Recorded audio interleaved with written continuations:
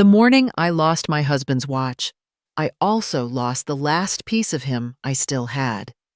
It sat on the mantel for 10 years, gold polished and ticking softly, like a whisper from the past. But that morning, it was gone. When I asked my daughter-in-law Lisa, she didn't even blink. She laughed, actually laughed, and said, "Just an old watch." I sold it. We needed money for Hawaii. That's when something inside me went quiet. Not broken, just still, like the clock had finally stopped. She had taken the only thing my late husband left me and turned it into sand between her toes. My son David stood there silent as he always does while she smiled proud of herself. They thought I'd cry. They thought I'd forgive. They thought I was just an old woman who wouldn't dare fight back. They were wrong. Because that old watch, it held more secrets than they could ever imagine, and the moment Lisa sold it, she started a countdown she didn't even know existed. By the time she returned from Hawaii, bronzed and bragging, there was a bright red "sold" sign planted on the lawn of my house, the one she'd claimed as hers. 99 missed calls later, she finally learned what it feels like to lose something that can't be replaced. Stay with me. Because this isn't just a story about revenge, it's about justice, secrets buried in time, and a woman who refused to be erased. My name is Joanne Turner, but everyone calls me Jo. I'm 68 years old, a retired hospital accountant, and a widow of 10 years. I've lived in the same modest 2-story house on the edge of town for almost 4 decades. My late husband Thomas and I bought it when we were newlyweds, back when we thought the years ahead would last forever. Since he passed, this house has been both my refuge and my reminder. Every creaking floorboard, every dent in the kitchen table still carries his presence. The morning it happened started quietly, like most mornings. The kind of quiet that hums with routine sunlight seeping through the curtains, the smell of coffee brewing the faint ticking of the clock on the wall. I woke early as I always do and slipped on my worn slippers. The house was still, except for the faint rustling of the maple tree outside. My son David and his wife Lisa were still asleep upstairs. They'd moved in after Thomas died, saying they didn't want me to be alone. Back then, I thought it was kindness. Maybe it was at first. I set my coffee down and reached for the soft cloth I kept in the drawer. Every year on this day, Thomas's anniversary, I polished his watch. It was the last thing of his I could still touch. A Swiss gold watch, simple but elegant, with a small scratch on the face from the day he dropped it running through the rain to bring me flowers. He wore it every day for 40 years. After his funeral, the sound of its ticking became the only sound that brought me comfort. When I listened closely, it felt like time hadn't completely taken him away. I held it gently in my hands, running the cloth in slow, careful circles. The gold caught the morning light, glowing faintly. I smiled without realizing it. "Still shining, Tom," I whispered. I could almost hear him grumble as he used to about me fussing over things that didn't need fussing. 10 years. It didn't feel like 10 years. Grief doesn't follow calendars. It just sits quietly in your chest, waiting for certain mornings like this to remind you it never left. I traced the initials engraved on the back, TT to JT, for all our time together. After setting it back on the mantel above the fireplace, I moved to the kitchen to start the tea. The kettle took its time. I reached for the sugar jar, added 2 spoonfuls, and let the warmth from the cup steady me. My knees ached a little, reminders that time had kept moving, even if I didn't always feel ready to move with it. From upstairs, I could hear muffled footsteps. Lisa's sharp heels against the floorboards, her voice floating down the stairs. "David, can you get my charger?" Her tone, as usual, was clipped, impatient. There was a time when she used to speak softly around me, offering to help with groceries or asking for my casserole recipes. These days, her kindness had turned into something thinner, something practiced. Still, I told myself, she was just busy. Young people had their ways. I poured myself another cup of tea, humming a tune Thomas used to play on his guitar, and glanced toward the living room. The morning light had grown brighter, spreading across the mantel. For a moment, I thought how peaceful the house looked, how maybe today would feel different, lighter somehow. I turned back to the counter, added a bit of milk to my tea, and let my thoughts wander to the years we'd spent together.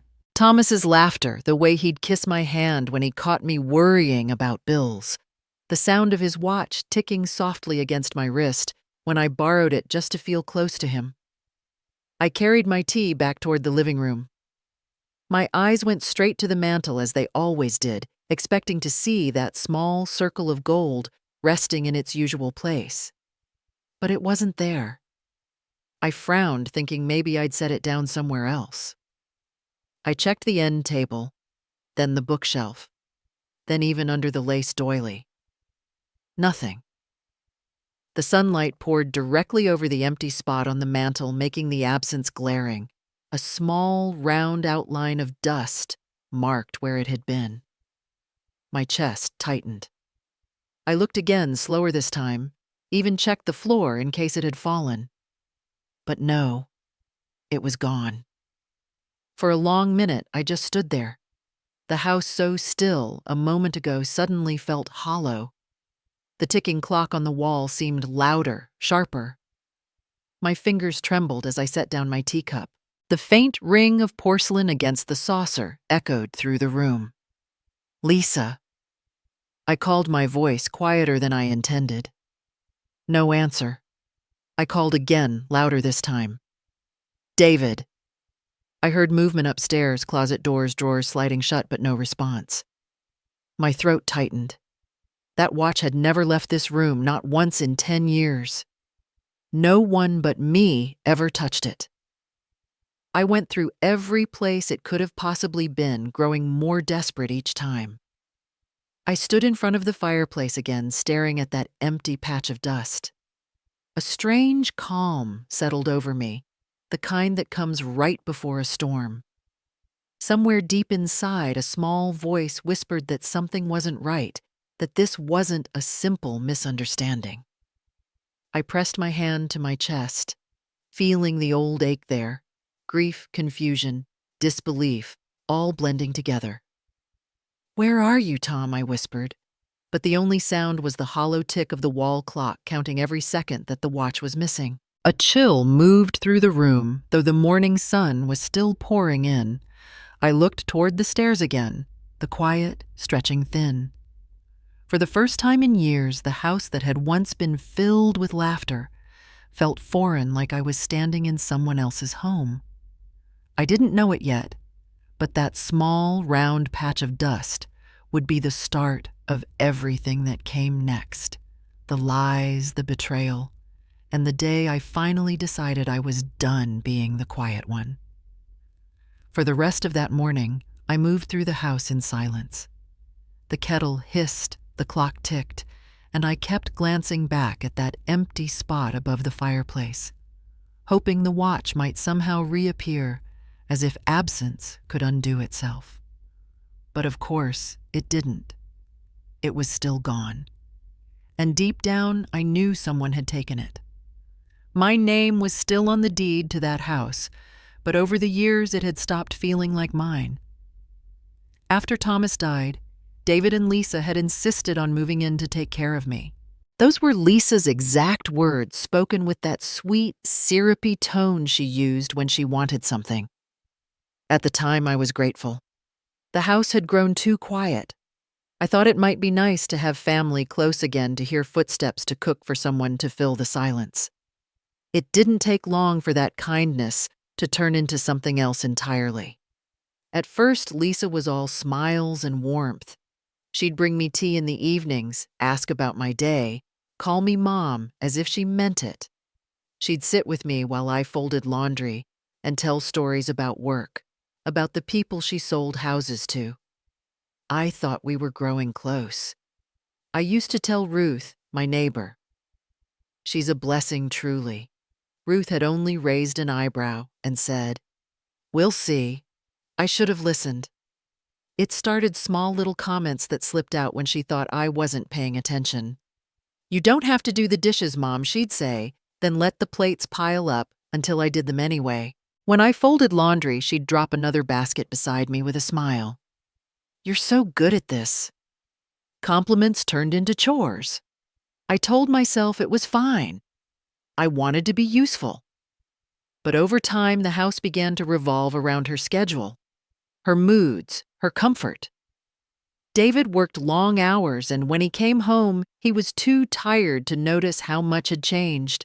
Lisa made sure of that. She'd greet him at the door with a kiss, serve him dinner that I had cooked, and chatter about her day while I cleared the plates. If I tried to say something, she'd cut in with, "Your mom worries too much, doesn't she?" And David would laugh softly, the way Thomas used to when he didn't want to argue. But Thomas had loved me when he laughed. David's laugh just made me feel small. After a few years, Lisa's affection vanished completely. She stopped calling me Mom. It became Joe. Sometimes even her, as in, "She'll take care of it." I remember once she stood in the kitchen, waving her phone around, telling her friend how lucky she was to live in such a cute old house with free childcare and no rent. I was sitting at the table within earshot. She didn't even lower her voice. The turning point came the year they asked to borrow money. $18,500. They said they were behind on credit cards, that Lisa's commission checks had been delayed, that it would just be a loan between family. I wrote the check without hesitation. I didn't ask when they'd pay it back. Thomas used to say, "Family is where you give without counting." He never met Lisa. Months passed. Then a year. Not a word about repayment. When I finally asked, gently, Lisa laughed. "Oh, Joe, we're already taking care of you. You can't really expect us to pay you back too." She said it with that bright, cheerful tone people use when they've already decided they owe you nothing. I felt something twist inside me that day. It wasn't anger yet, just a quiet recognition that I'd let myself be erased one favor at a time. I kept to myself more after that. I cleaned, cooked, and tried to stay out of the way. Sometimes when Lisa had friends over, I'd hear her telling stories about how hard it is taking care of an aging parent. Her friends would look at me with pitying eyes. I wanted to shout that I wasn't helpless, that I'd managed a hospital's books for 25 years, that I paid for this house myself. But I just smiled the way women my age are taught to smile when they're being dismissed. That's what made that morning feel different, the morning I noticed the watch was gone. Something inside me had already been fraying for years, but that empty space on the mantel was the final thread. I waited until Lisa came down the stairs, her hair curled, her perfume filling the air like ownership. She glanced at me, sitting in the living room holding my cold tea, and gave a polite smile that didn't reach her eyes. "Morning," she said, reaching for her purse. "Morning," I replied, steadying my voice. My heart was beating so fast I could hear it. I looked right at her. "Lisa, have you seen Tom's watch?" She paused, her hand still on the purse strap. Then, without hesitation, she smiled wide and careless. "Oh, that old thing?" She gave a little laugh, flipping her hair over her shoulder. "I sold it." For a moment, I didn't understand the words coming out of her mouth. They just floated there, absurd and impossible, like something said in a dream. I stared at her, waiting for a punchline, for a sign that she was joking. But she wasn't. She turned away, opening her purse as casually as if she'd just mentioned buying groceries. The air in the room seemed to thin. I felt my hands go cold. I had spent 10 years protecting that watch. dusting around it, polishing it on anniversaries, keeping it where I could see it every day. It wasn't just metal and glass to me. It was the sound of Thomas's laugh when we were young, the weight of his hand over mine when we danced in the kitchen, the quiet faith that some things in life could still keep time after everything else had stopped. My throat tightened, but I managed to speak. "You sold it." Lisa looked up, then her smile sharp. "I needed money for Hawaii. You said no when I asked." Remember the way she said it. Flat, unapologetic, cut deeper than any insult could. It wasn't just the theft. It was the complete absence of care. I felt something inside me tremble, something fragile that I'd been protecting for years. I gripped the back of the chair just to stay standing. "That was the last thing he gave me," I said quietly. She didn't even blink. "It was just sitting there, Joe, collecting dust. You never even wore it." Her words hit me like the slap. I opened my mouth, but nothing came out. I could feel my pulse pounding in my ears, a dull roar filling the silence between us. Upstairs, I heard footsteps.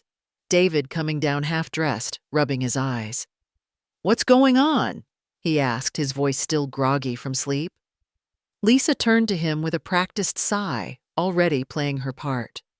"Your mom's upset because I sold that old watch your dad had, the one on the fireplace." David frowned, looking from her to me. "You sold it." "I needed the money," Lisa said again, shrugging. "We've been talking about the trip for months, David. I didn't think she'd mind." He sighed and rubbed the back of his neck. "Mom, please don't make this a big deal. Dad's gone." It's not like the watch meant anything to him now. The words barely registered before the ache of them took hold. Dad's gone. So simple, so careless. As if the love that built this house raised him, fed him, taught him to be kind, could be brushed aside like an old photo in a drawer. My son, my only child, stood there defending the woman who had just sold the one thing I had left of his father. I turned toward him, searching for even a flicker of understanding, but all I saw was discomfort. He didn't want to fight. He never did. He had his father's quiet voice, but none of his conviction. Lisa exhaled through her nose, clearly annoyed. "Honestly, Joe, you should be thanking me. It wasn't worth much anyway. $1,500. Not bad for something that's been sitting there for a decade." She reached into her purse, rummaged for a moment, and pulled out a small white slip of paper. "Here," she said, tossing it onto the coffee table. "Proof. Just in case you think I pocketed it." The slip fluttered down like a snowflake landing between us. I stared at it, unable to move. The black ink stood out against the pale surface. Dates, numbers, a signature. The handwriting at the bottom wasn't hers, but it might as well have been a confession. $1,500. That's what my husband's memory was worth to her. That's what years of devotion, laughter, and the weight of his watch on my wrist had been reduced to small bills traded for airline tickets and suntan lotion. My vision blurred. I heard Lisa talking again, something about how I overreact to everything, but her voice sounded far away, muffled by the rush in my ears. The room seemed smaller, suddenly the walls closing in the sunlight too bright. I wanted to scream, but all that came out was a whisper. "You had no right," I said. Lisa rolled her eyes. "Oh, come on, Joe. It's not like you were using it. Don't be dramatic. You can't take this stuff with you, you know." David muttered something under his breath. Maybe an attempt to calm her. Maybe to quiet me. I couldn't tell anymore. I just stood there staring at that slip of paper. The words and numbers swam before my eyes until only one line remained clear. Peterson's Pawn and Jewelry. I picked it up slowly, my fingers trembling. "Peterson's," I repeated under my breath, the name tasting bitter as it left my mouth. Lisa adjusted her hair in the reflection of the window, not even looking at me. "Don't worry, Joe," she said lightly. "You'll get over it." But as I folded that slip and slipped it into my pocket, I knew she was wrong. I wasn't going to get over it.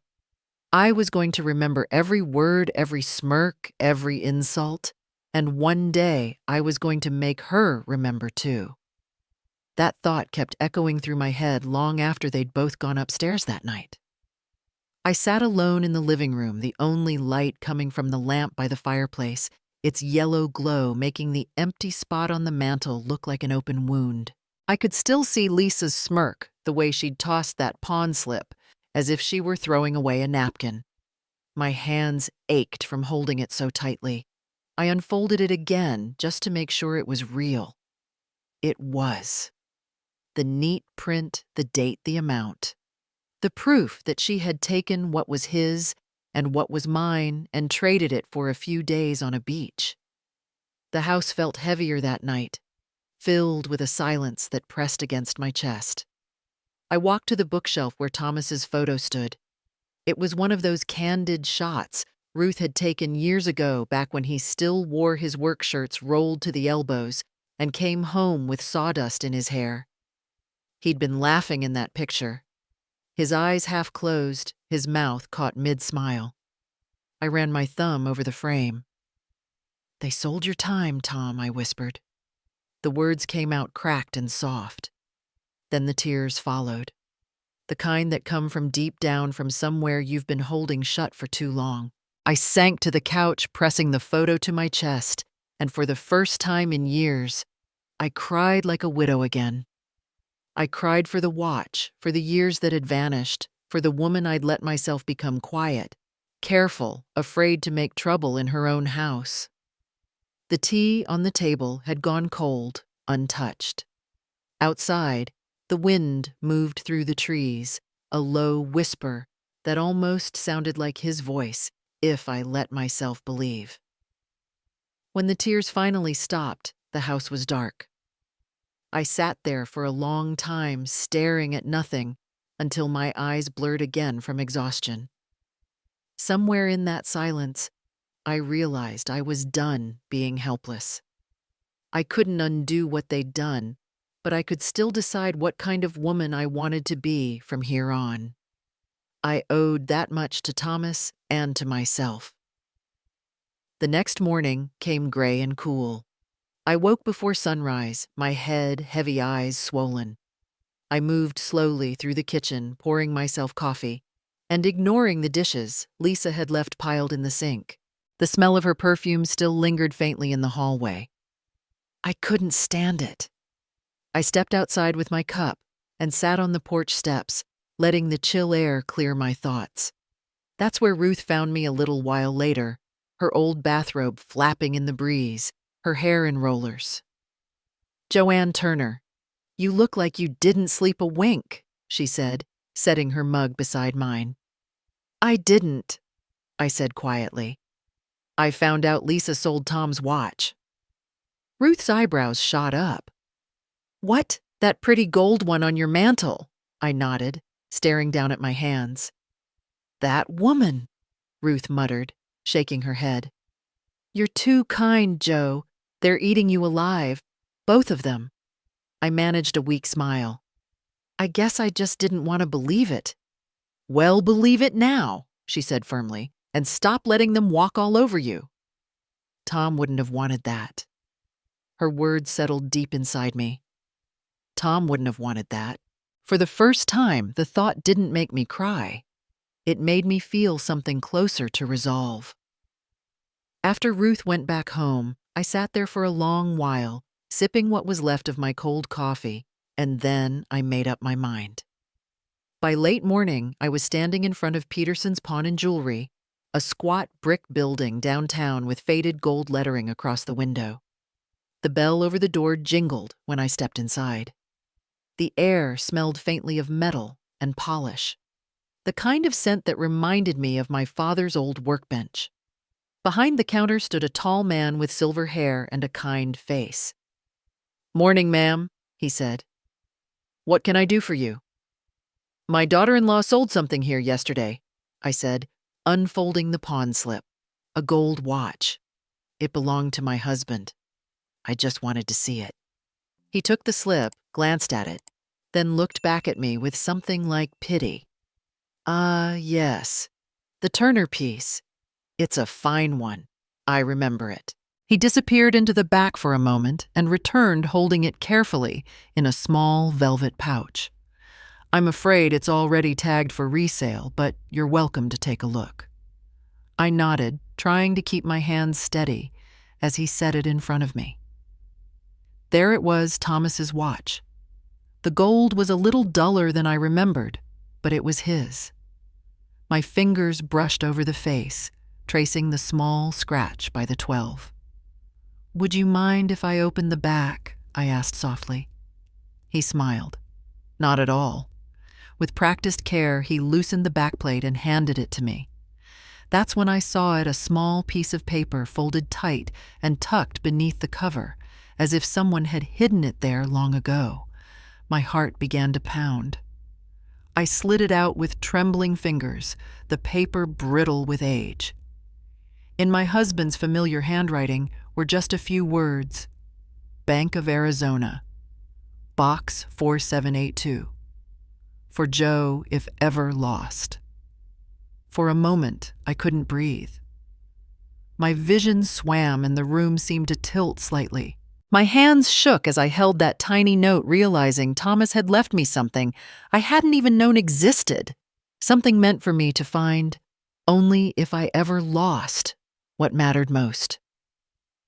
I stared at those words, my heart pounding against my ribs. Bank of Arizona Box 4782. The handwriting was undeniably his, steady and familiar, written in the same slanted script he used on every birthday card, every grocery list, every note he'd ever left me on the fridge. I could almost hear his voice as I traced the letters with my fingertip. It felt like he was speaking through time, leaving me a breadcrumb trail he knew I'd one day need. I barely slept that night. My mind kept circling back to the same question: what could possibly be inside that box, and why had he hidden it? By morning, I'd made up my mind. I called George Miller, one of Thomas's oldest friends. He used to be our family lawyer back when we still had our small business, and though he'd been retired for years, he was the one person I trusted to handle something like this quietly. When I told him what I'd found, there was a long silence on the other end of the line. Finally, he said, "Joe, I don't know what your husband was planning, but if he left you instructions, you should follow them. I'll come with you." 2 days later, we were on a plane to Arizona. I hadn't traveled in years, not since Thomas and I took our last road trip through New Mexico. The flight was smooth, but my nerves weren't. I kept that folded note tucked inside my wallet, glancing at it every so often as if it might vanish. George sat beside me, reading a newspaper, occasionally looking over his glasses to ask if I was all right. I wasn't, but I just nodded. When we landed, the sun was so bright it hurt to look at. The air was dry, heavy with heat, and the drive to the bank felt like traveling through a memory, one I hadn't been meant to see. The Bank of Arizona was an old sandstone building with tall windows and a brass nameplate that gleamed like it had been polished every morning since the 1950s. I clutched my purse tight as we stepped inside. The young woman behind the counter smiled politely. "How can I help you today?" George spoke before I could. "We're here to access a safety deposit box belonging to Mr. Thomas Turner. I'm his attorney of record. Mrs. Turner has brought proof of marriage and the relevant legal documents." The woman took the papers, her eyes moving between us. "Mr. Turner's account hasn't been accessed in quite some time," she said after a moment. "I'll need to verify this with my manager." As she disappeared down the hall, I felt my stomach tighten. What if they said no? What if the box had already been cleared out years ago? But George leaned close and murmured, "Don't worry. If he named you, it's yours. These things are airtight when set up properly." 10 minutes later, the manager arrived, a gray-haired man in a crisp navy suit. He introduced himself as Mr. Bell and looked over the paperwork carefully before smiling. "Everything seems in order, Mrs. Turner. I'll escort you to the vault myself." We followed him down a long corridor to a room that smelled faintly of metal and dust. He used a key from his ring and gestured for me to insert the second one that Thomas had apparently left registered in his name.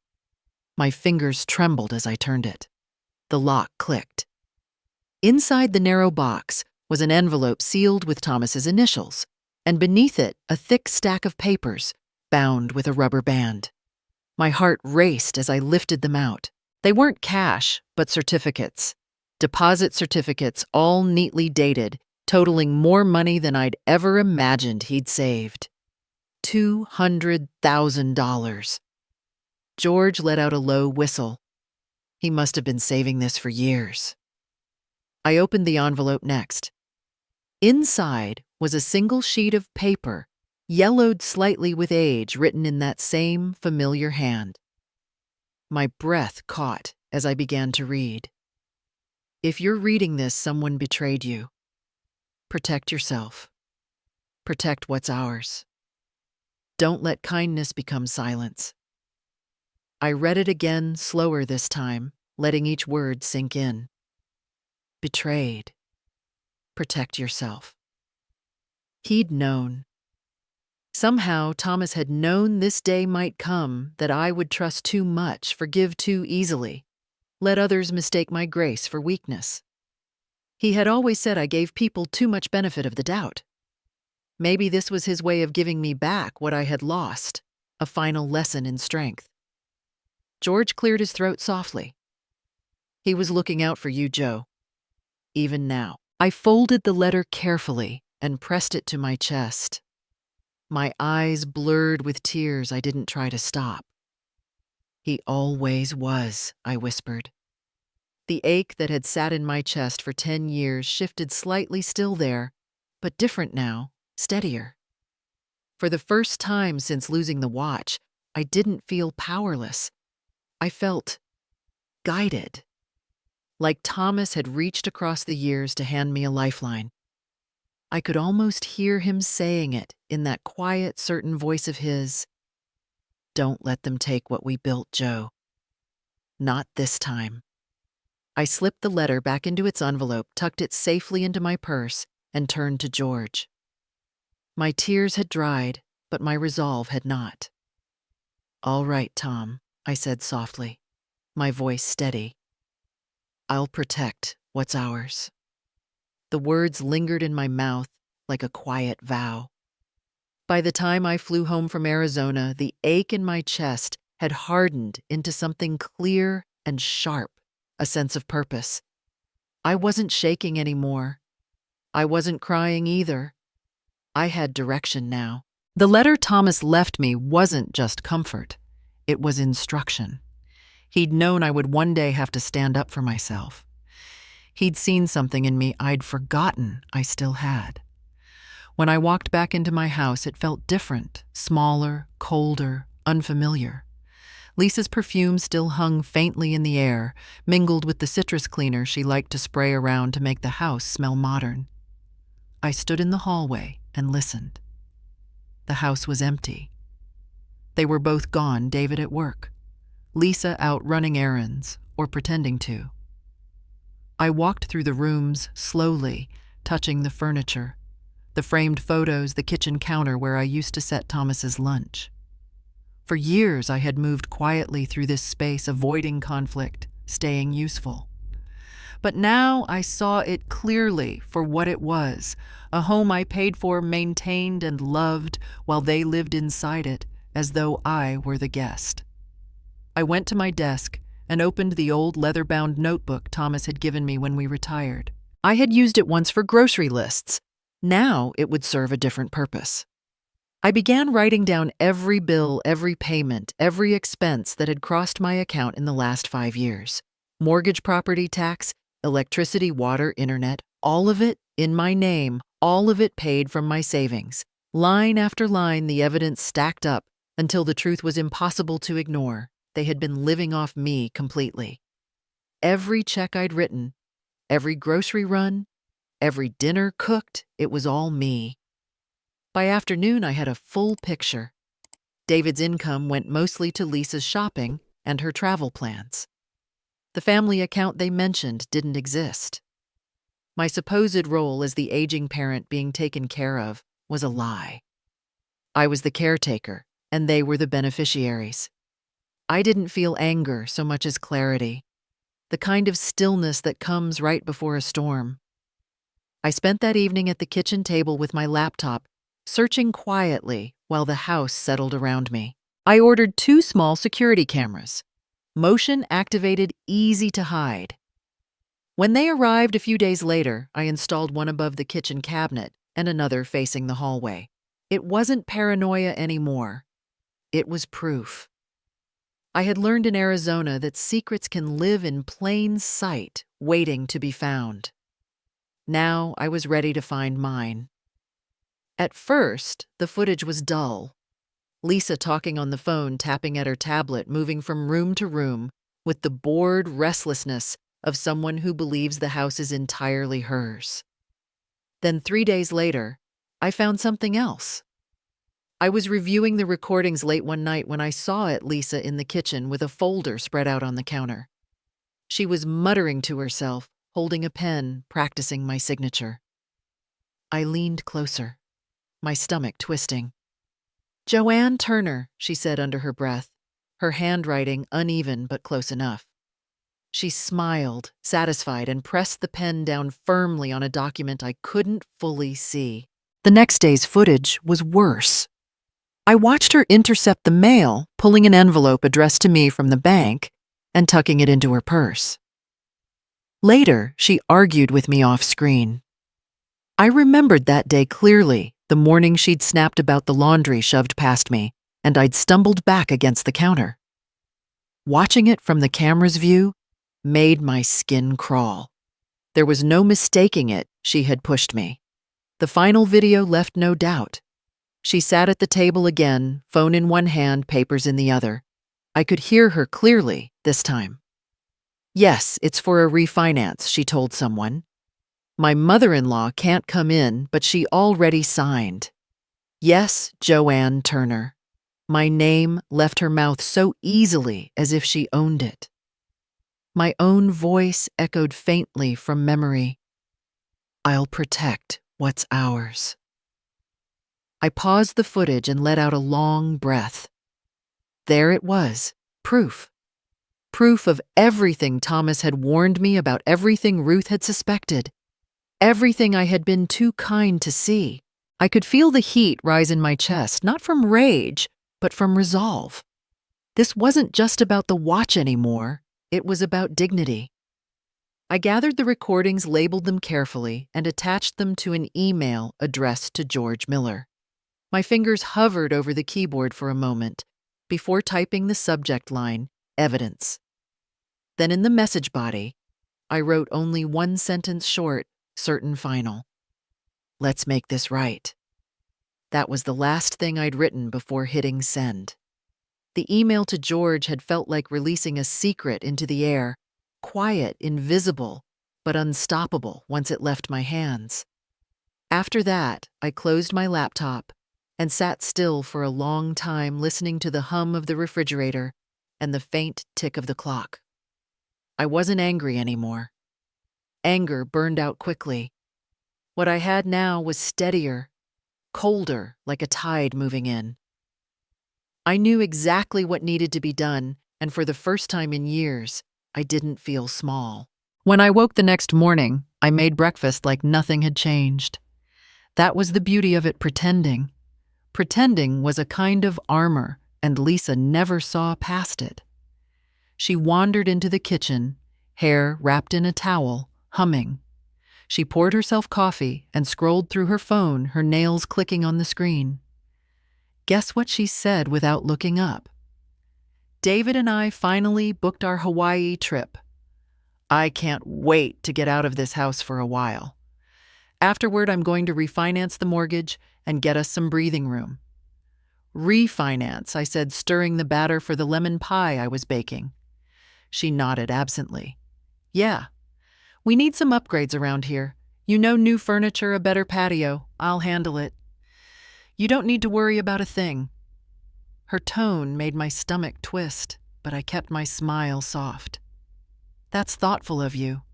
She grinned, pleased with herself, and sauntered out of the kitchen. I stood there for a while, whisk in hand, staring at the sunlight spilling across the counter. She had no idea how close she was to losing everything she thought she owned. That afternoon, Ruth came over for coffee. She was the only person who noticed the change in me. You're too quiet, she said, eyeing me suspiciously. That's never a good sign. I'm just baking, I said, sliding the lemon pie from the oven. Would you like a slice? I'd like to know what's going on in that head of yours, she muttered, but she sat down anyway. A few minutes later, Lisa walked in again, sunglasses perched on her head and wrinkled her nose. Oh, good, dessert. But next time, Mom, use less sugar. It's too sweet. I didn't even blink. Don't worry, dear, I said, smoothing my apron. I already cut it by half. She smiled, smug as ever. Good. You're finally learning. I looked at her, my tone perfectly pleasant. I learned that from you. There was a pause, just a heartbeat of silence, before Ruth nearly spit out her coffee, coughing to hide her laugh. Lisa didn't even catch it. She was already tapping away on her phone, planning her vacation. I turned away to hide my smile. Later that evening, after they'd both gone upstairs, I heard the faint ping of my email.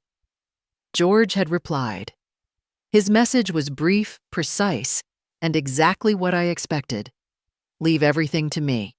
Don't confront them. Just stay calm. So I did. For the next few days, I played my part perfectly. I made dinner. I asked about their trip. I even helped Lisa pack. Every word I spoke sounded mild, motherly, harmless. Meanwhile, George and I exchanged quiet updates. He was drafting documents, and I was making sure Lisa would sign them. It wasn't hard. She had grown so used to taking control that she never questioned a thing that came across her desk. When George arrived one afternoon under the pretense of reviewing the refinance paperwork, Lisa practically dragged him into the dining room. She liked to act like she managed everything in the house, especially anything that looked official. George smiled politely, sliding a neat stack of papers across the table. Mrs. Turner, he said, I've drawn up these preliminary forms for the refinance and transfer of certain authorizations. If you and your husband can just sign where indicated, we'll get the process moving before your trip. Lisa barely skimmed the pages. Finally, she said, uncapping the pen, David will be thrilled. We've been waiting forever to get this done.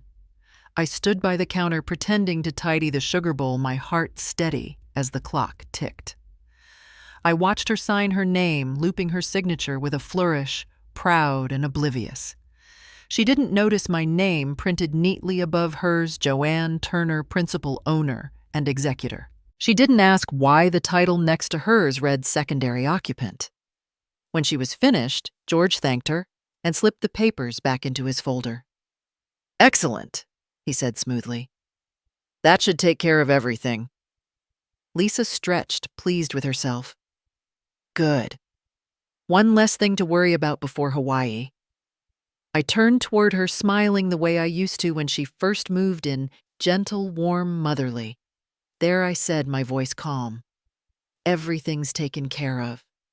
Those words hung in the air longer than they should have.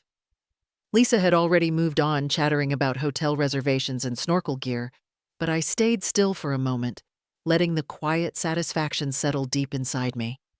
Everything was taken care of, just not in the way she thought. The signatures were dry, the papers filed, and for the first time in years, the house didn't feel like a cage, it felt like leverage. Over the next few days, I played the role of the doting mother-in-law with perfection. I made lists for their trip, folded their towels, packed snacks for the flight. Lisa seemed lighter than ever, gliding through the house with the carelessness of someone who believed she was untouchable. David followed her lead, distracted and compliant as always. They talked about beaches, ocean views, and how they deserved this break after dealing with so much stress lately. I smiled, nodded, and agreed that they had earned it. Inside, I was counting the hours. On the morning of their flight, I drove them to the airport. Lisa had on her wide-brimmed hat and new sunglasses, chattering about the resort. "You sure you'll be okay here alone, Mom?" she asked sweetly, as though she hadn't spent years reminding me I was a burden.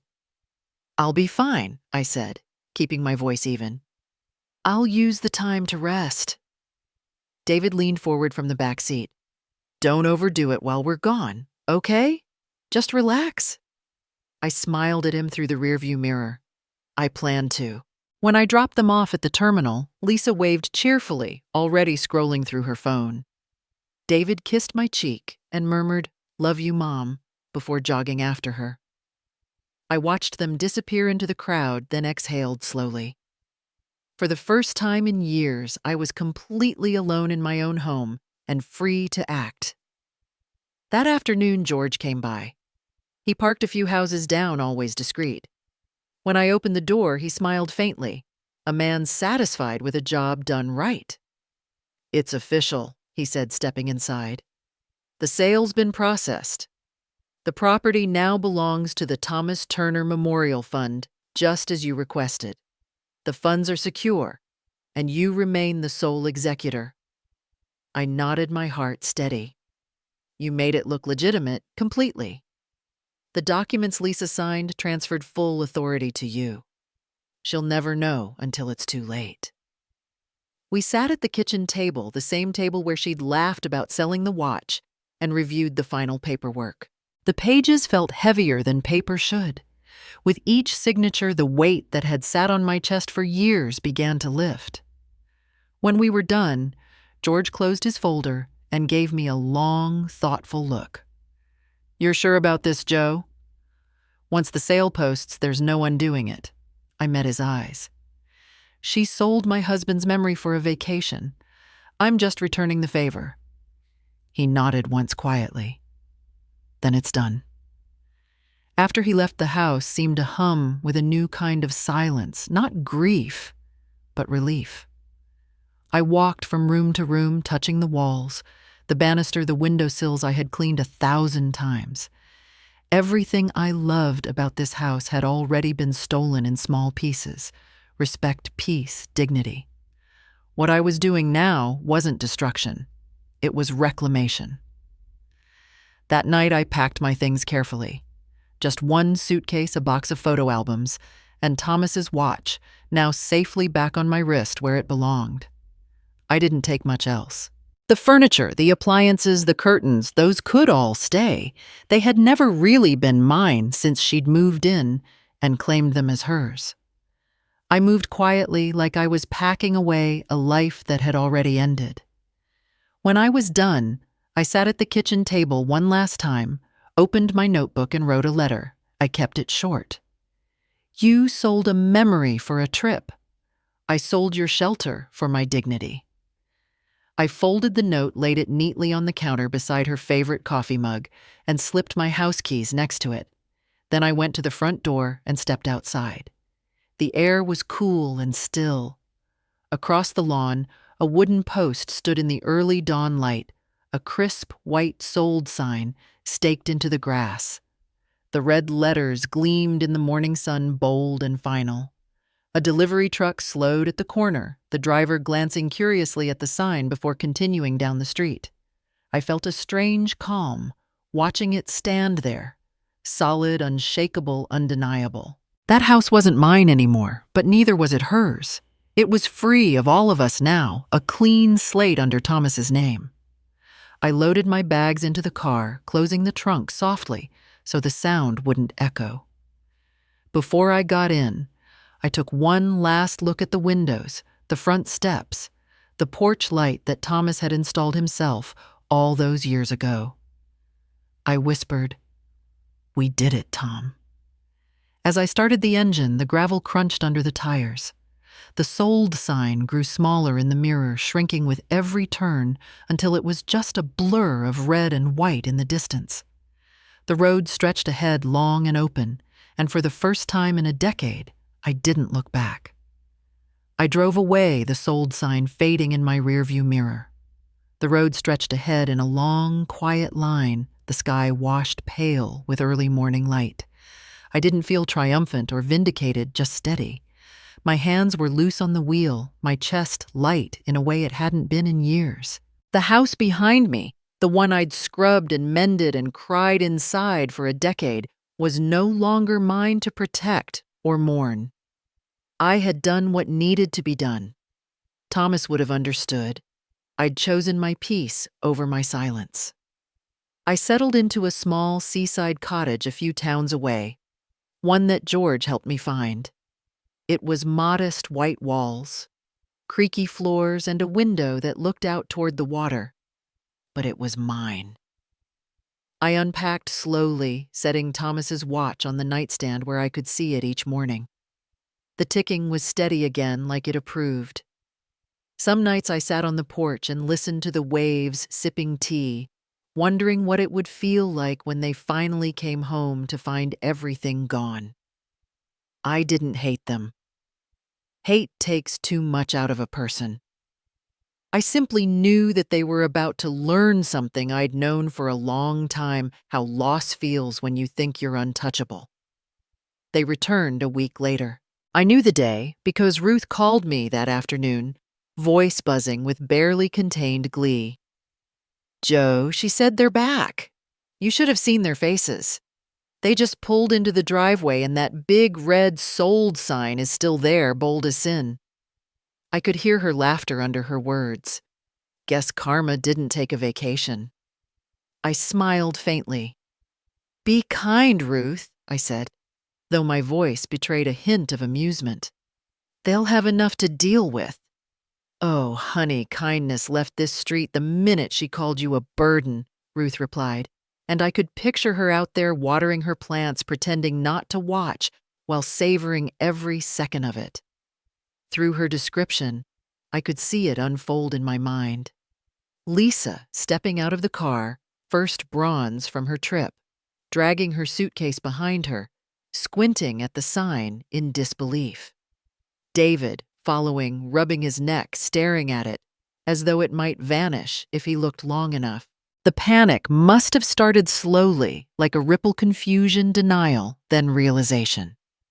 I imagined Lisa storming up the porch, trying the doorknob, finding it unlocked, stepping into the echo of an empty house. Inside, there was nothing left but the letter on the counter beside her favorite mug. I could almost hear her voice as she read it aloud, sharp with outrage.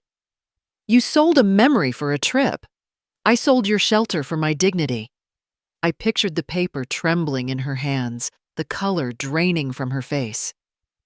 Ruth said Lisa stood there for a long time, just staring at that note. Then the shouting started. "David, the furniture, the pictures. Everything's gone." Her voice carried all the way down the street. Neighbors peeked out their curtains. David tried to calm her, said something about calling the realtor, but Lisa was already dialing my number. The first call came as I was folding laundry, my phone vibrating against the table. I let it ring. Then another and another. By the time I'd finished making tea, there were 16 missed calls. By sunset, there were 43.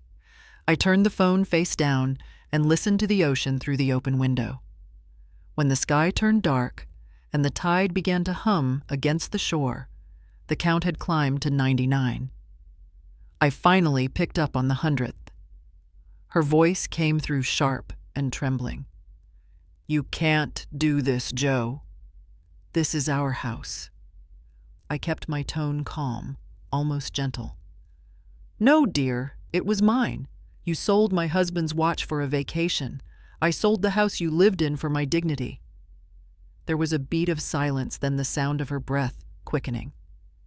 "You can't just take everything," she shouted. I looked at the watch on my wrist. The steady ticking filled the room. "Now you know," I said softly, "how it feels to lose something that can't be replaced." For a moment there was no sound but her breathing, uneven and panicked. I imagined her standing in that empty kitchen, surrounded by all the space her arrogance had once filled. When she spoke again, her voice broke into a raw scream. "You tricked me!" I smiled faintly, the kind of smile that comes when justice finally stops feeling like revenge. "No, dear," I said. "You signed yourself."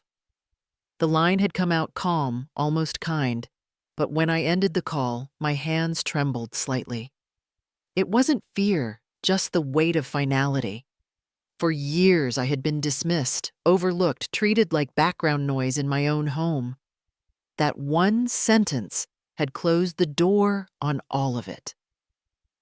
Still, as I set the phone down and listened to the waves outside my cottage window, I knew this wasn't over. David would come. He always did when he didn't understand something. 2 days passed before he showed up. I saw his car pull into the gravel drive, the same old sedan he'd driven since college. He didn't call first, didn't text. Just appeared, shoulders stiff, face pale from too little sleep. When I opened the door, he looked at me like a stranger.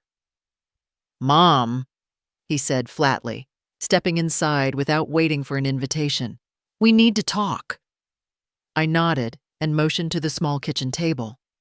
He didn't sit. His voice came out rough, already cracking at the edges. "You ruined my marriage." The words hit like small stones, not heavy enough to wound, but sharp enough to sting.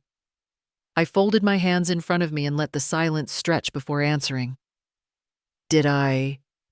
He ran a hand through his hair, pacing. "Lisa's gone. She took what little we had left and disappeared. Everything's falling apart. And you." He stopped swallowing hard. "You sold our house, Mom. You embarrassed us. Everyone knows." I took a slow breath. "David, that house was mine. And you were living there because I allowed it. I didn't embarrass you. I saved what your father built."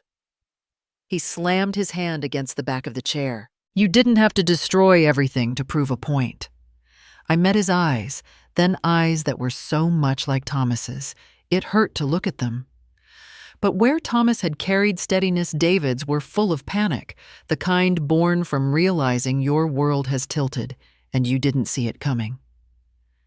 "I didn't destroy anything," I said softly. "Lisa did. And you helped her whether you meant to or not." He blinked, confused. "What are you talking about?" I stood and walked to the small laptop on the counter. "Sit down," I said. "You need to see something." He hesitated, but obeyed, his hands clenching in his lap. I opened the folder I'd labeled Truth. The first video began to play Lisa in the kitchen. My kitchen practicing my signature on a refinance form. Her voice came through clear as day. "Joanne Turner," she said under her breath, laughing softly. "She'll never even notice." David stared, frozen, his face drained of color. "What is this?" "There's more," I said quietly. I clicked to the next clip. Lisa intercepting the mail, pulling out envelopes addressed to me, hiding them in her purse. Then another, her voice on the phone with the bank. "Yes, my mother-in-law already signed. Joanne Turner. Yes." By the third video, David wasn't breathing evenly. He pressed a hand over his mouth, shaking his head. "No," he whispered. She couldn't. I paused the footage. The image froze on Lisa's smirking face, the pen still in her hand. "She did," I said. "And you let her. You ignored every sign because it was easier to keep the peace than to face the truth." He looked up at me then, and the fight drained out of him. What replaced it wasn't anger, but something worse, shame. He rubbed his face, his voice small. I thought she just wanted to help. I thought she loved me. I sat down beside him. Maybe she did in her own way. But love without respect is just control. And she never respected you or me. He nodded weakly, his shoulders slumping. What do I do now? I touched his hand gently. You start over. You find yourself again. That's what I'm doing. For a long moment, we sat in silence.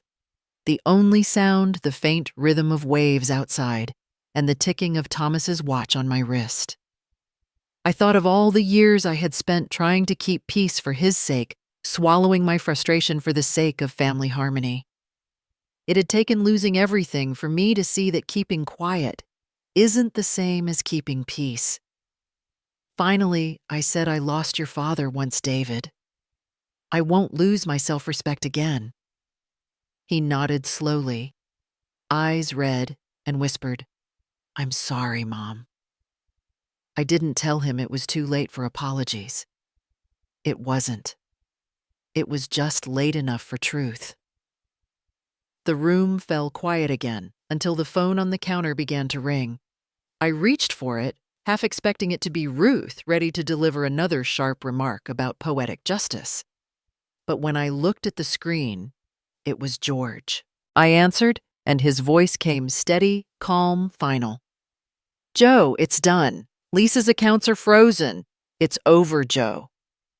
George's voice lingered on the line for a moment, quiet, but certain. When I hung up, I sat very still at my kitchen table, the one facing the open window of the cottage. Outside, the sea stretched wide and soft beneath the evening sun. The wind carried the faint scent of salt and pine, and the sound of waves rolled gently against the shore. For the first time in years, I wasn't waiting for something terrible to happen. The chaos had finally stopped. It was over.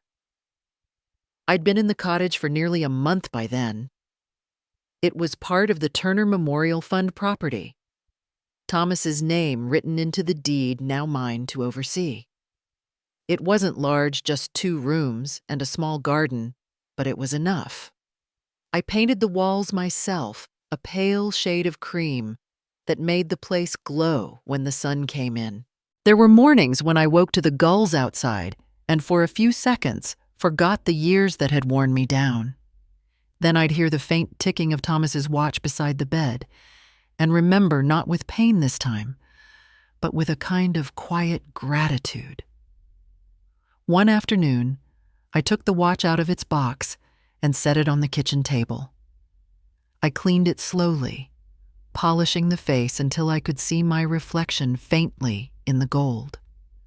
The hands moved steadily, smooth as a heartbeat. I pressed the back of it to my ear and smiled at the sound. It had survived betrayal, distance, years of neglect. Somehow it was still keeping perfect time. You did good, Tom, I whispered. We both did. Life had become simple again. I cooked what I liked, read in the evenings, and spent long mornings walking along the shore, letting the sea air clear whatever bitterness lingered. Ruth came by every few days, claiming she needed to check up on me, though I suspected she just wanted an excuse to gossip away from her nosy neighbors. She brought laughter with her wherever she went. The day she arrived with a jar of homemade jam, I was baking another lemon pie. She sniffed the air the second she stepped inside. Well, I'll be, she said. You're at it again. I thought you swore off baking after that fiasco with your daughter-in-law. I grinned. This one's different. I added the sugar back. Ruth threw her head back and laughed. So you finally decided to stop cutting things in half, huh? I slid the pie into the oven. Some lessons take time, I said. She leaned against the counter, studying me. You look good, Joe. Lighter. Like someone finally took a boulder off your shoulders. I wiped my hands on a towel. Maybe I finally remembered who I was before everyone told me who I should be. Ruth nodded approvingly. It suits you. When the pie was done, we sat outside on the porch with 2 slices and cups of tea. The sea was calm, the sunlight breaking on the water like scattered glass. Ruth took a bite and sighed. Perfect. You know, Joe, if this is what revenge tastes like, I might start keeping score myself. I laughed softly. It's not revenge, Ruth. Not anymore. Sometimes peace is the sweetest revenge. She gave me a long look, then nodded slowly. Well, she said, if that's true, you're the richest woman I know. We sat there until the sun dipped low and the air turned cool. When she finally left the house, settled back into its quiet rhythm. I washed the dishes, wiped the counter, and hung the dish towel neatly on the rack.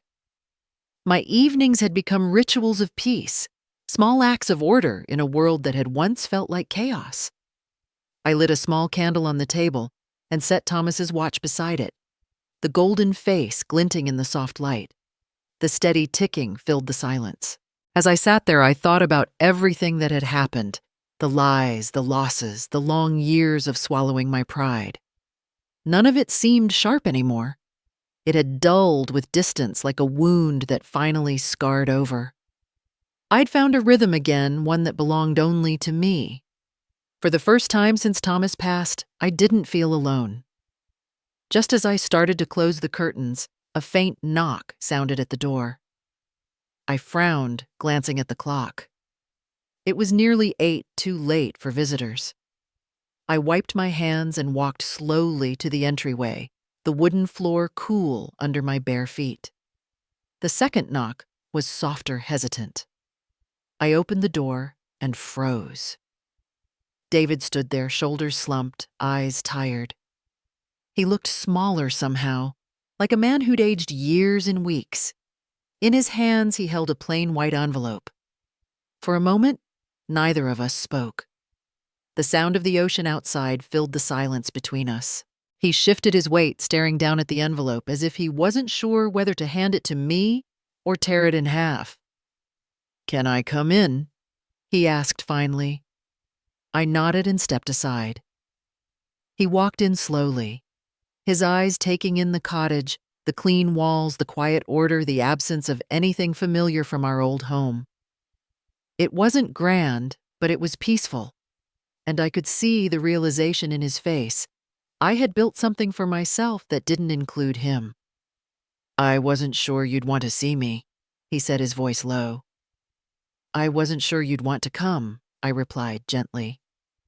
He gave a small, humorless laugh and sat down at the table. I could see the exhaustion in him, the deep kind that sits behind the eyes when a person has been running from themselves too long. "Lisa's gone," he said after a moment. "She left a note. Said she needed time to think. She's pregnant." The words hung there between us. I felt my breath catch, but not from shock. More from the quiet ache of knowing how tangled life had become for him. Him. "I see," I said softly. He looked up quickly, guilt flashing in his eyes. "It's mine, Mom. I didn't want you to think I don't need to think anything, David," I said, interrupting gently. "You're my son. Whatever happened, you'll handle it." He dropped his head into his hands. "I don't know if I can. Everything's a mess. I keep replaying everything in my head, how I let her talk me into things, how I ignored what you were trying to tell me. I thought I was keeping peace. I didn't see that I was losing everything that mattered." I reached across the table and laid my hand over his. "You were trying to be kind. Your father had that same flaw. But kindness without boundaries becomes surrender." He nodded, wiping his eyes with the back of his hand. "I'm sorry, Mom. For all of it. For not standing up for you. For letting her hurt you. I should have known better." There it was, the apology I'd waited years to hear, but not for the reasons I'd imagined. It didn't come from guilt or pity. It came from understanding. I felt tears prick my own eyes, not from pain this time, but from relief. "I know," I said softly. "And I forgive you." He looked up startled. "Just like that. Just like that," I said. "Because holding on to anger keeps you in the same place. I'm done staying in the same place." For a long time we sat quietly, the sound of the waves filling the gaps between our words. Then I stood and went to the small shelf by the window, where Thomas's watch rested. I held it in my hands, feeling its familiar weight, the faint warmth from the sunlight on the metal. The ticking seemed louder than usual, steady and alive. "Your father carried this for 40 years, I said. "It's the one thing I kept after he passed. It survived everything, grief, betrayal, time itself. It reminded me that decency doesn't stop the clock." David watched me as I walked back and placed it in his palm. "Give this to your son one day," I said. "Let him learn that time doesn't wait for decency." His fingers closed around it slowly, his expression shifting from confusion to reverence. "Mom, I can't take this. It's yours." "It was never just mine," I said. "It's his, and now it's yours to carry forward." He swallowed hard, the muscles in his jaw tightening, as he tried to hold himself together. Then he stood and reached for me, and for the first time since he was a boy, he held me like he needed to. I wrapped my arms around him, feeling his shoulders shake. His tears were quiet, the kind that fall after years of pretending not to have any left. "I'm proud of you," I whispered. "Even when I was angry, I never stopped being proud of you." He nodded against my shoulder, unable to speak. When he finally pulled away, his face was streaked, but calmer. I brushed a strand of hair from his forehead like I used to when he was little. "Be the man your father hoped you'd be," I said. "The one who listens before he forgives, but forgives all the same." He nodded again, clutching the watch tightly. "I will, Mom. I promise." We stood there a moment longer, both of us breathing in the soft, salty air from the open window. The world outside felt still, as if time itself had paused to let us find our footing again. Then, just as he wiped his eyes and turned toward the door, a sharp knock echoed from outside. I glanced toward the porch and saw the mail carrier standing there holding a small brown parcel. David opened the door, and the carrier handed it over. I noticed the sender's name printed neatly in the corner, the handwriting unmistakable. It read, "From Lisa Turner." The name sat there on the brown paper like a whisper from a past I thought had gone silent. For a long moment, neither David nor I spoke. He looked at me uncertainly, as if afraid of what the box might contain.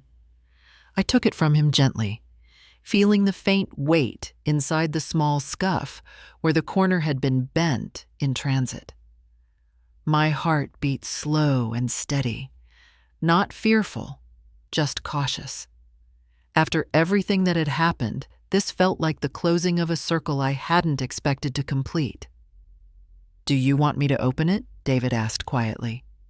"No," I said. "If she sent it to me, then I'll open it." He nodded, hesitated for a second, and then moved toward the window, giving me space. The light coming in from the sea was soft, the kind that blurs edges and makes everything seem fragile and forgiving. I slid a finger under the tape and began to pull. The sound of the paper tearing was almost too loud for the quiet of the cottage. Inside, beneath a layer of tissue, there was a folded letter written on cream stationery and tied with a ribbon. I recognized it was from one of the old boxes I'd packed away when she and David moved into my house years ago. My throat tightened. Lisa had always liked pretty touches even when her intentions weren't as delicate. I unfolded the letter slowly. Her handwriting was the same as ever, neat, rounded, practiced, but there was something different about it now.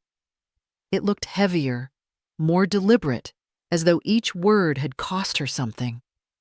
"Joe," it began. "I don't expect you to forgive me. I wouldn't if I were you. But I need you to know I understand now what I did and why it broke something that can't ever be repaired. When I sold the watch, I told myself it was just an object. I said it was a thing collecting dust. What I didn't understand was that it wasn't about the watch.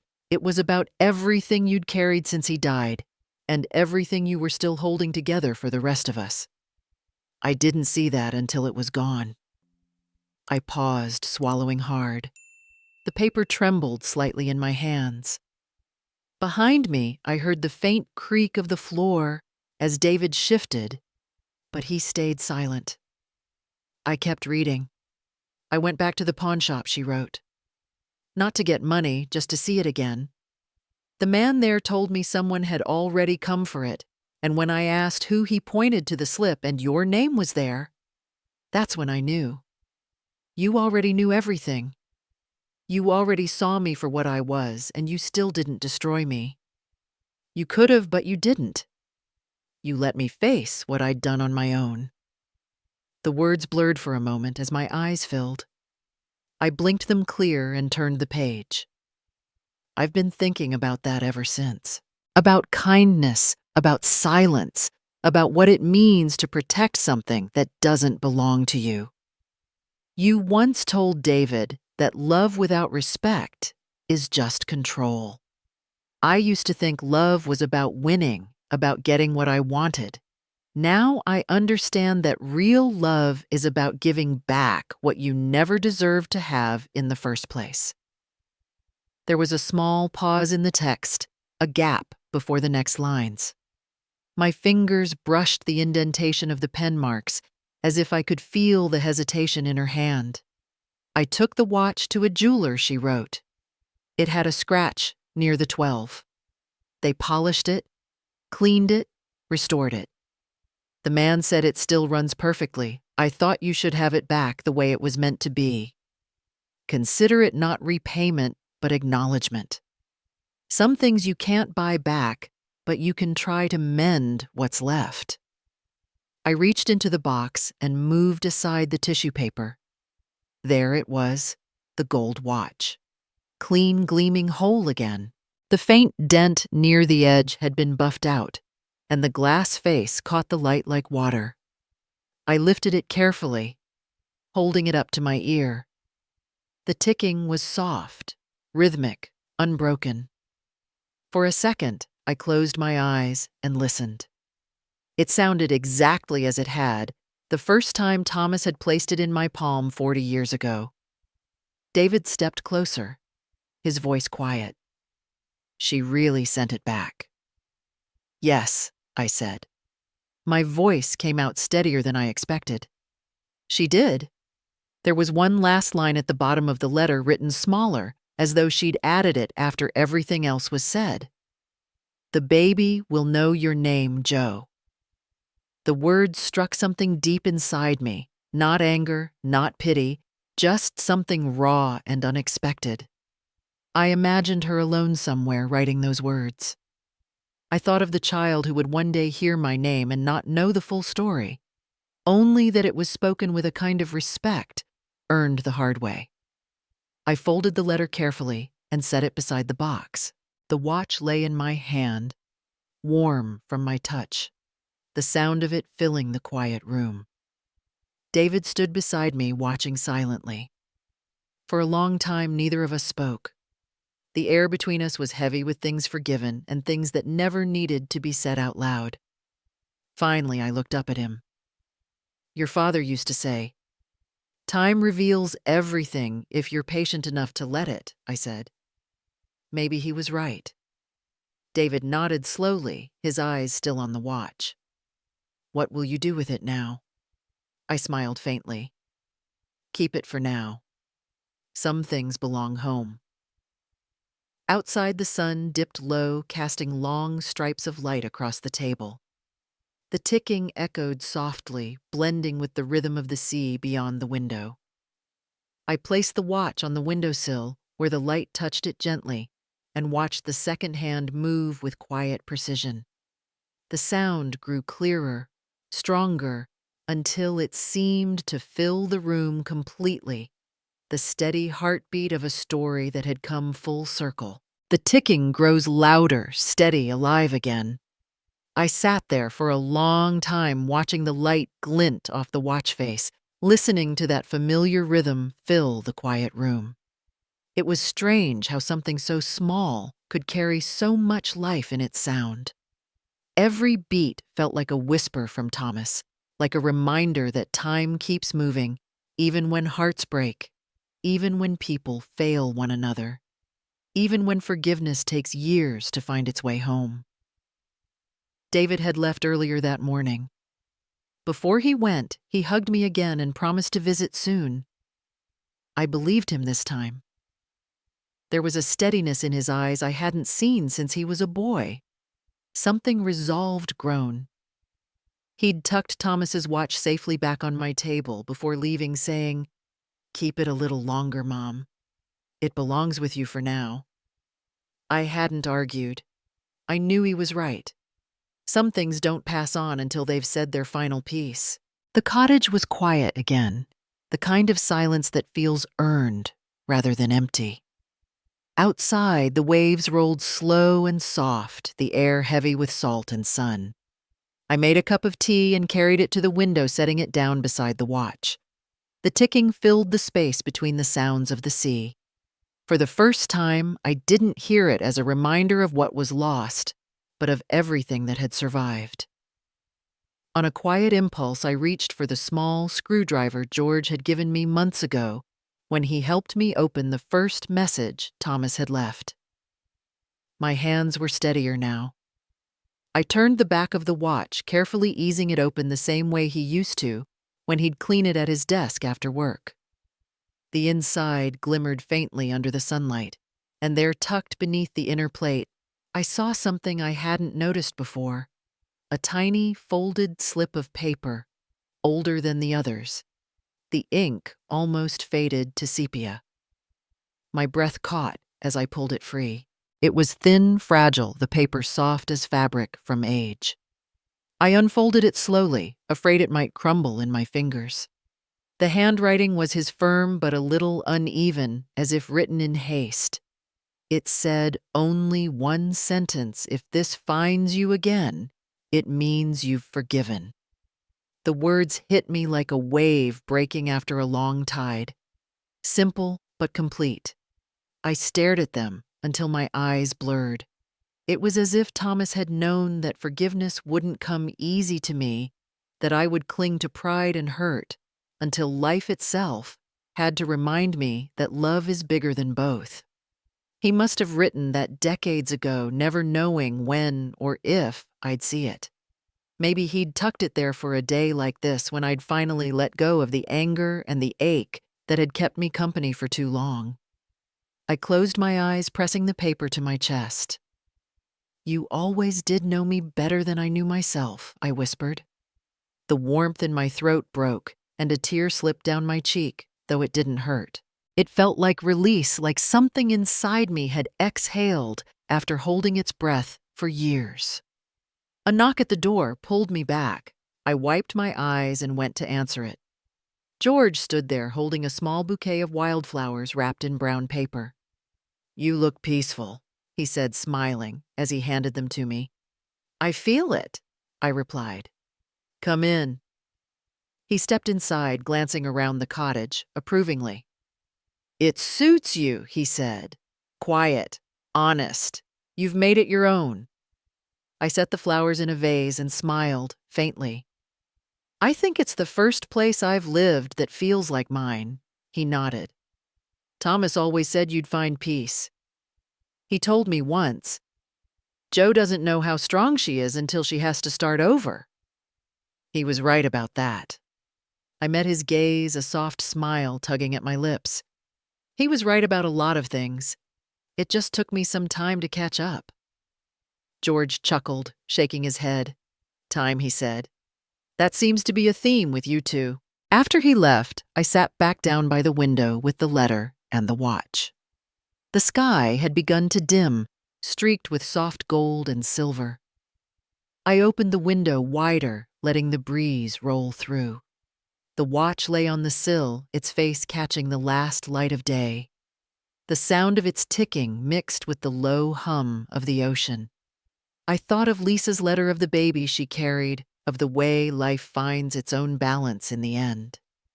I thought of David finally ready to be the man his father had wanted him to be. And I thought of Thomas, his patience, his quiet faith, that someday I'd understand what forgiveness truly meant. I picked up the watch again and held it close to my ear. The ticking was softer now, slower like a heartbeat easing into rest. It wasn't dying, it was settling. I could hear the rhythm of the sea beneath it, the two sounds weaving together the pulse of time and the endless pull of the tide. I leaned back in my chair, closed my eyes, and let it all blend: the sound of the waves, the fading light, and that quiet, faithful ticking that had followed me through loss, betrayal, and back into peace. I smiled, a small, sure thing, and whispered, "I forgive you, Tom. I forgive them all." The wind moved through the curtains, gentle as breath. The watch ticked once, twice slower now, each beat stretching just a little longer. The ticking slows blending with the sound of waves outside. The evening light lay soft against the cottage walls, painting everything in gold. I sat still for a while, listening to that slowing rhythm, as if it were a lullaby meant only for me. The sea beyond my window rolled in slow patterns, familiar now, like an old friend keeping pace with my heartbeat. It felt as though the world itself was easing into rest. Later that week, I decided to invite Ruth and George for dinner. It had been too long since we'd shared a table for something other than talk of loss, or lawyers, or what comes next. I set the table early, using the old china Thomas and I had bought at a flea market on our first anniversary. The pattern was faded now, the edges chipped, but I loved it all the more for its wear. Ruth arrived first, carrying a basket of her cornbread. George came a few minutes later, holding a bottle of white wine and wearing that same tie he always claimed was his lucky one. The three of us sat around the table as the sun dipped low, turning the water outside into a sheet of molten light. The cottage was filled with laughter, easy, familiar, the kind that comes when people finally have nothing left to prove. Ruth teased George about his tie. George teased her right back about her cooking. I mostly listened, smiling at the rhythm of it all. I hadn't realized how much I'd missed this sound, the sound of life being simple. After dinner, Ruth leaned back with a satisfied sigh. "You've done it, Joe," she said, pointing her fork at me. "You've gone and built yourself a life out of the ashes." I smiled. "It wasn't all ashes," I said. "Some of it was just dust that needed sweeping." George chuckled. Thomas would have loved that answer. He always said you had a way of cleaning up the world without making a fuss about it. The mention of Thomas didn't sting anymore. It warmed me instead. "He'd have liked this, wouldn't he?" I said softly, looking toward the sea. "Just the three of us, a good meal, a bit of laughter?" "He would," George said. He told me once, "If Joe ever stops worrying about what's fair and starts living for herself, she'll find peace faster than anyone I know." I think he was right. Ruth raised her glass. "To peace," she said. "To time," I added quietly. We clinked our glasses, and for a moment I let myself imagine Thomas there with us, the sound of his low laugh blending with ours, his hand resting lightly over mine. The room felt full, complete. As the night drew on and we began clearing the dishes, my phone buzzed softly on the counter. I reached for it, expecting some small reminder or message from the bank. But when I looked down, I froze. It was a text from David. Just a few words, but they stole the breath right out of me. "It's a boy. His name's Thomas." My vision blurred as tears welled in my eyes. Ruth noticed and came to my side, peering at the screen. "Oh, Joe," she whispered, her hand finding my shoulder. He named him after his father. I knotted my throat too tight for words. He did, I managed. And maybe a little after me, too. George smiled, quiet and knowing. That's how time redeems itself, he said softly. I sat back down the phone, still in my hand. Outside, the sea shimmered in the moonlight, gentle and endless. I reached for the watch on the table, running my fingers over the smooth gold. The hands were still moving slow and sure. I held it up to my ear, listening to the sound that had guided me through everything: grief, anger, forgiveness, love. Time doesn't heal everything, I said aloud, more to myself than to anyone else. Ruth and George both turned to listen. But it teaches you what's worth keeping. They said nothing. They didn't need to. The truth in those words filled the quiet between us like the steady hum of the sea outside. I looked down at the watch again and smiled. For a brief moment, I thought I heard two heartbeats, mine and Thomas's, moving together in rhythm. The second hand made one final deliberate sweep, then stopped exactly at 12. The stillness that followed wasn't sad, it was complete. I leaned back, closing my eyes, and whispered, "That's all right, Tom. I'm right on time." No one spoke after that. Ruth reached for my hand across the table. George refilled our glasses, though none of us drank. Outside, the waves rolled softly against the shore, their rhythm endless and kind. Somewhere in that hush, the echo of the watch's ticking seemed to linger. Not gone, just folded into the sound of the sea, as though time itself had finally exhaled. The sound of waves and the faint echo of ticking fade together. For a long moment, I sat there, in the quiet, eyes closed, breathing in the salt and the stillness. There was no sadness in it, only peace, the kind that comes when you finally stop fighting what's already been forgiven. The sea outside moved in slow rhythm, just as life always does, forward, patient, steady. I thought about how strange and beautiful time can be.